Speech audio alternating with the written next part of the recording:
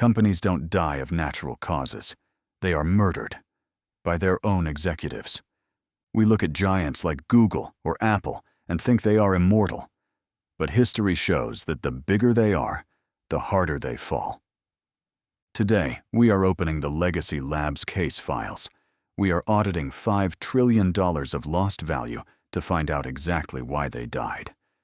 The first sin is arrogance. This is the single most expensive no in human history. In 1998, two young engineers offered to sell Google to Yahoo for just $1 million. The Yahoo executives laughed them out of the room. Years later, they tried to buy Facebook.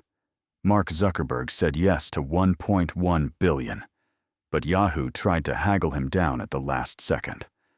Zuckerberg walked away. That saving cost them everything. Google became a god. Facebook ate the internet. And Yahoo? They sold themselves for scraps. They died because they thought they were too big to fail. Yahoo died because they refused the future. But the next failure is even worse. This company didn't refuse the future. They invented it, and then left the front door unlocked. The greatest robbery in history didn't happen at a bank. It happened at Xerox, P-A-R-C. In 1979, they had invented the modern computer, the mouse, the graphical interface. They had it all. But their executives were copier salesmen. They didn't get it. So they let Steve Jobs walk in for a tour. He saw the magic, and he took it. He didn't steal the hardware, he stole the idea. Apple built an empire on Xerox's trash. Xerox is still making copiers. Apple is the most valuable company on earth. Xerox was robbed blind. But our next subject committed suicide. What happens when you invent the product that will kill your own business? Do you launch it? Or do you hide it in a closet? In 1975, a Kodak engineer invented the digital camera.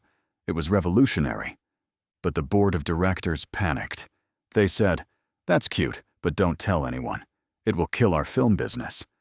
They chose to protect their old profits instead of embracing the new reality. They sat on the patent for 20 years. When they finally tried to catch up, it was too late. They built the gun that shot them. Fear paralyzes you. But hubris makes you do crazy things. When a mistake becomes too big to fix, some companies don't just hide it. They try to bury the body. The worst video game in history wasn't just deleted, it was buried in the desert. In 1982, Atari rushed the E.T. game in just 5 weeks. It was a broken, unplayable mess. They were left with 700,000 unsold cartridges. They couldn't give them away. So, in the middle of the night, they drove 20 trucks to New Mexico. They dumped the games in a hole and poured concrete over them to hide the shame. Some failures are just too big to fix. Arrogance, negligence, fear. The cover-up. $5 trillion evaporated. The names on the buildings change, but the mistakes stay the same. This has been a Legacy Labs audit. Subscribe or become history.